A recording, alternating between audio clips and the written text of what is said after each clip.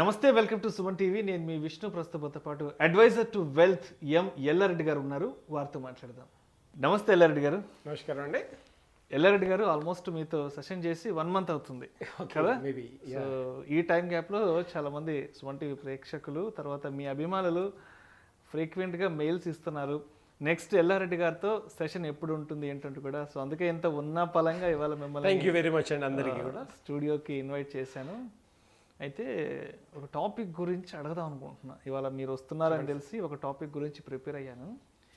ఈ సంపద సృష్టి అంటుంటారు కదా, అసలు నిజంగా ఎంత సంపాదించి పోగు చేసి పెట్టుకుంటే సంపదను సృష్టించినట్లు? సో మీ స్వీయ అనుభవం ద్వారా మరి దీనికి మీరేం చెప్తారు? ఓకే అండి. మేము జనరల్లీ చాలామంది మమ్మల్ని కలవడానికి వస్తారు. రోజు ఎంత లేదన్నా ఒక 3-4 అన్నా కూడా జస్ట్ అపాయింట్మెంట్ తీసుకొని వస్తుంటారు.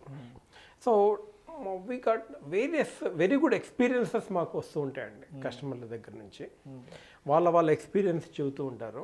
ఒక్కొక్కసారి చాలా బాధ అనిపిస్తుంది.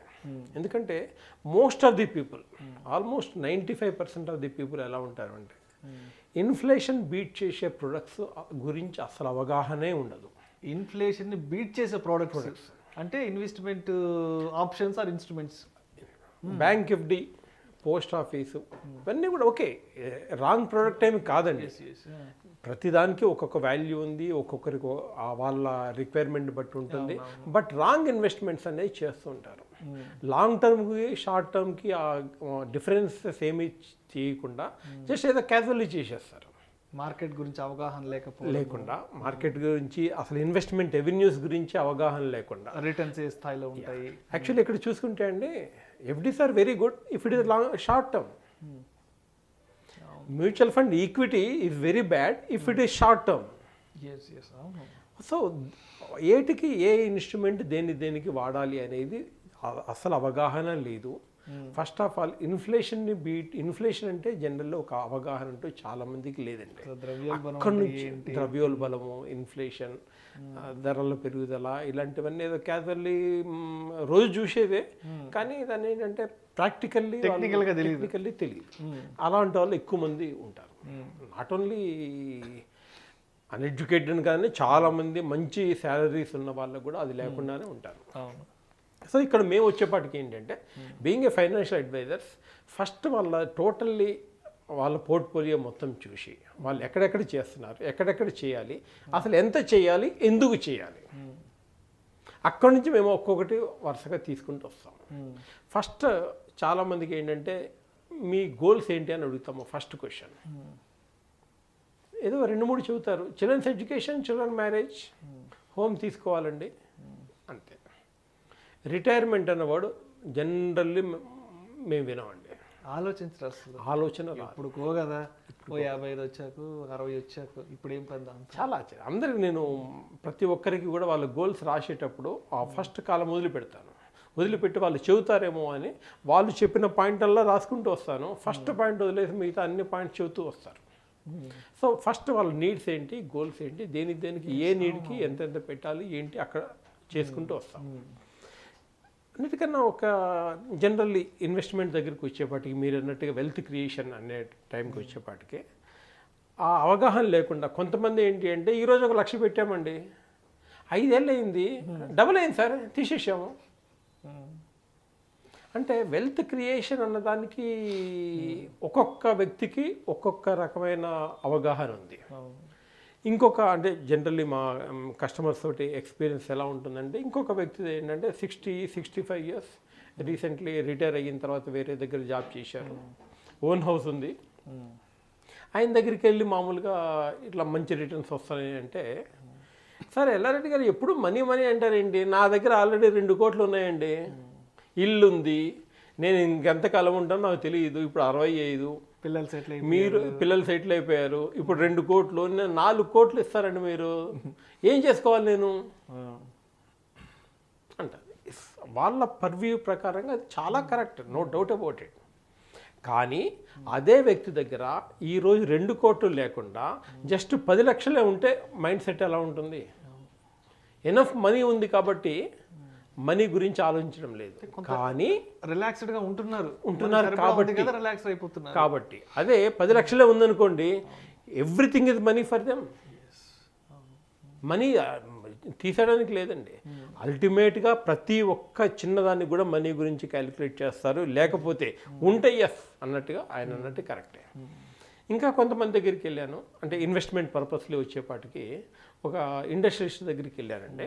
ఆయన ఏమన్నా అంటే, యల్లా రెడ్డి గారు 5,000 10,000 నేను పెట్టగలను, బట్ మీరు లాంగ్ టర్మ్ చెబుతున్నా అండి, ఆల్రెడీ నేను 30-32 సంవత్సరాలు 28 years నేను పెట్టాలి నా రిటైర్మెంట్ కోసం. అట్లా కాకుండా నేను పిల్లలకి కూడా వాళ్ళ డిఫరెంట్ స్టేజెస్ గురించి నేను ఆలోచిస్తున్నాను. మేబీ చిల్డ్రన్స్ ఎడ్యుకేషన్, వాళ్ళ మ్యారేజ్, 35th yearలో వాళ్ళ సెటిల్మెంటు, ఆ తర్వాత వాళ్ళ రిటైర్మెంట్ గురించి నేను ఎక్కువగా ఆలోచిస్తున్నాను. నా దగ్గర లక్కీగా ఇన్కమ్ ఎర్న్ చేసే మెషిన్ నేను ఇప్పుడు, నా దగ్గర ఎనఫ్ మనీ ఉంది. షార్ట్ టర్మ్ కాకుండా లాంగ్ టర్మ్ కాకుండా షార్ట్ టర్మ్ చెప్పేసి నేను పే చేసేస్తాను అన్నారు. Short term, very short term, maybe 5 years 6 years చెప్పండి, నేను పే చేసేస్తాను. Actually it's a very good subject for me also. I prepared a chart for them. Surprisingly ఆ కస్టమర్ చెప్పింది అంటే ఒక 1 lakh rupees ఎవ్రీ మంత్ పెట్టేస్తాను నేను, నెలకు 1 లక్ష రూపాయలు సిస్టమాటిక్ ఇన్వెస్ట్మెంట్ తీయను, తర్వాత తీయను. ఆ వేరియస్ టాపిక్స్కి ఆ నీడ్స్ వచ్చేదాకా నేను టచ్ చేయను దాన్ని. సో కరెక్ట్గా చిల్డ్రన్స్ ఎడ్యుకేషన్ వరకు, మ్యారేజ్ వరకు, వాళ్ళ రిటైర్మెంట్ కూడా, ఎర్లీ రిటైర్మెంట్ అంటే నేను డబ్బులు సంపాదించి చేస్తాను, వాళ్ళు 60 సంవత్సరం దాకా వర్క్ చేయాల్సిన అవసరం లేదు, వాళ్ళ 50వ సంవత్సరం రిటైర్మెంట్ అనుకోండి, సో ప్లాన్ చేయండి అని నాకు చెప్పారు. సర్ప్రైజింగ్లీ నేను క్యాలిక్యులేషన్ చేసి వాళ్ళ దగ్గరికి తీసుకెళ్ళిపోతే ఆ పర్టికులర్ వ్యక్తి పెట్టడమే కాకుండా వాళ్ళ దగ్గరలో ఉన్న వాళ్ళ కొలీగ్స్ ఒక 10 మందితోటి ఇన్వెస్ట్ చేయించారు. ఎన్ని ఇయర్స్కి మీరు చెప్పిన షార్ట్ టర్మ్ అంటే జస్ట్ 6 years. 6 years డ్యూరేషన్ వాళ్ళు అడిగారు. అంత 10 years వరకు మేము ఇన్వెస్ట్మెంట్ పెడతామని మీకు వాళ్ళు చెప్పడం. అంటే ఎవ్రీ మంత్ 1 lakh rupees చొప్పున ఒక సంవత్సరానికి 12 లక్షలు అవుతుంది. Just 6 years only to pay. 6 సంవత్సరాలు మాత్రమే పే చేస్తారు. 72 లక్షలు అవుతుంది. అది అంటే ఇక తర్వాత no payment, just keep watching how it is growing, అంతే, ఇంకేమి చేయాల్సిన అవసరం లేదు. అంటే ఇన్వెస్ట్మెంట్ అనేది కేవలం 6 years 6 సంవత్సరాలు మాత్రమే చేస్తారు. తర్వాత నుంచి రిలాక్స్ అయిపోవాలి, ఇంకా అవసరం లేదు ఇన్వెస్ట్మెంట్ పెట్టడం, ఏమీ లేదు. సర్ప్రైజింగ్లీ అతని 50వ సంవత్సరంకి చూసుకుంటే 166 కోట్ల వెల్త్ క్రియేషన్ అవుతుందండి. 166 కోట్ల వెల్త్ క్రియేషన్ అవుతుంది. జస్ట్ 6 సంవత్సరాలు పే చేయండి, మర్చిపోండి. అంటే 6 సంవత్సరాలకి 72 లక్షలు మనం ఇన్వెస్ట్ చేస్తే అతనికి 50వ సంవత్సరం వయసు వచ్చేటప్పటికి 166 కోట్లు అవుతుంది. ఎస్, వాళ్ళ పిల్లలకి వాళ్ళ రిటైర్మెంట్, ఎర్లీ రిటైర్మెంట్ 166 కోట్లు. అంటే ఇక్కడ చూడండి, పర్సన్ టు పర్సన్, ఒక పర్సన్ ఏమో 1 లక్ష పెట్టి ఇన్వెస్ట్ చేసేసి ఇంకొక 1 లక్ష కాగానే అబ్బో చాలండి నాకు చాలా వచ్చేసింది అనుకుంటారు. బట్ ఈ వ్యక్తి every month 1 lakh rupees invest చేసి 166 కోట్లు, it is so called wealth కదండి. నేను నిజంగా నమ్మలేకపోతున్నాను, నిజంగా నమ్మశక్యంగా లేదు అసలు. 72 లక్షలకి 166 కోట్లు పోగు చేసుకోవడం అంటే, అది కూడా ఒకసారి చెప్పండి అసలు. Very normal at the rate of 12% చొప్పున అయితేనే, 12% సిఏజిఆర్ వేసుకున్నా కూడా 166 కోట్లు. 166 కోట్లు. ఒకవేళ 15 వేసుకుంటే దాదాపుగా 531 కోట్లు అవుతుందండి. 531 కోట్లు ఏంటి సార్ అసలు? అది పవర్ ఆఫ్ కాంపౌండింగ్ అండి. చాలామందికి తెలియంది పవర్ ఆఫ్ కాంపౌండింగ్. అది మ్యూచువల్ ఫండ్లో వస్తుంది, ఇంత బాగా ఉంటుంది అని. ఈ రోజు కూడా మన బ్యాడ్ లక్ ఏంటంటే ఇండియా మొత్తం మీద జస్ట్ 3% మాత్రమే మ్యూచువల్ ఫండ్లో ఇన్వెస్ట్ చేస్తున్నారండి. మెల్లగా అందరినీ తీసుకొచ్చేసి, సరే ఇక్కడ ఇన్ఫ్లేషన్ని బీట్ చేయని ప్రొడక్ట్ వాళ్ళు ఇన్వెస్ట్ చేయడం ద్వారా వాళ్ళకే కాదండి వెల్త్ క్రియేషన్, కంట్రీకి కూడా వెల్త్ క్రియేషన్ కావడం లేదు ఇక్కడ. సో వాళ్ళకు కూడా ఆ 15% ఆ 12% రేంజ్లో వచ్చేసి వాళ్ళు ఇన్కమ్ అనేది ఎర్న్ చేసి, సేవింగ్ అంతా బాగా వస్తే అల్టిమేట్లీ నేషన్కి కూడా గ్రోత్ వస్తుంది. సో తెలియని వాళ్ళకి చెప్పడమే చాలా ముఖ్యమండి. డిఫరెంట్ కేటగిరీస్, వాళ్ళ నీడ్స్ బట్టి మనం generally as a financial advisor we have to cater them. Right. అయితే ఇప్పుడు ఒకసారి అంటే మీరు చెప్పిన ఈ నంబర్స్ ఏవైతే ఒకసారి అసలు టెక్నికల్గా మనకి స్టాటిస్టికల్గా ఇవి ఎట్లా వర్కౌట్ అవుతాయి అంటే ఒకసారి మన ప్రేక్షకులకు డీటెయిల్గా ఒకసారి చెప్పగలరు? యా, ఏం లేదండి, ఇక్కడ 1 lakh రూపీస్ పర్ మంత్ చొప్పున 1 yearలో 12 లక్షల రూపాయలు పే చేస్తాము. అట్లా first year, second year, third year, fourth year, fifth year and sixth year. So total investment వచ్చేసి వాటికి 72 లక్షలు అవుతుంది. So they are not going to invest anymore and they are not removing anything. So అదే amount మనకి 10th ఇయర్కి వచ్చేపాటికి దాదాపుగా 2 కోట్లు అవుతుందండి. 10th ఇయర్కి 2 కోట్లు అవుతుంది. 2 కోట్లు అవుతుంది. అలాగే చూసుకుంటూ వెళ్తే ఏమి టచ్ చేయకుండా జస్ట్ రివ్యూ చేసుకోవాలి, ఫండ్స్ ఎలా ఉన్నాయి ఏంటి అనేది ఇయర్లీ రివ్యూ ఉంటుంది.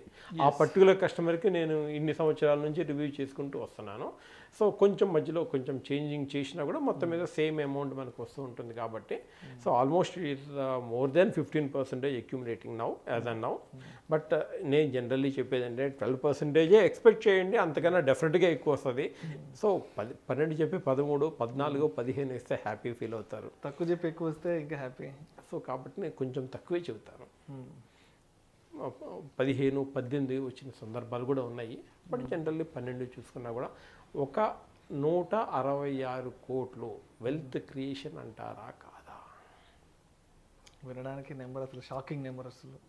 బట్ ఇది చెప్పిన తర్వాత చాలామంది ఆలోచిస్తున్నారండి. ఎందుకంటే ఆ పర్వ్యూ అక్కడ దాకా తీసుకెళ్ళడం లేదు. అక్కడ దాకా ఆ వ్యూ చూపిస్తే చాలామంది ఇన్వెస్ట్ చేస్తున్నారు. 50,000 ఎవ్రీ మంత్ ఇన్వెస్ట్ చేస్తారు. ట్రై చేద్దామండి, ఓన్లీ 6 yearsే కదా, ఐ కెన్ డూ ఇట్. కొంచెం కష్టమైంది, ఎస్ కష్టమైంది. బట్ వెల్త్ అంత ఈజీ ఏం కాదండి వెల్త్ క్రియేషన్ చేయడం. So the possibility is there. Thank you so much Ellareddy గారు. సంపద సృష్టి అంటే ఏంటి, అసలు ఎంత సంపదను సృష్టించుకుంటే మనం నిజంగా డబ్బు సంపాదించినట్లు అనే అంశానికి సంబంధించి చాలా విశ్లేషణాత్మక వివరణ ప్రేక్షకులకు తెలియజేశారు. Thank you so much sir.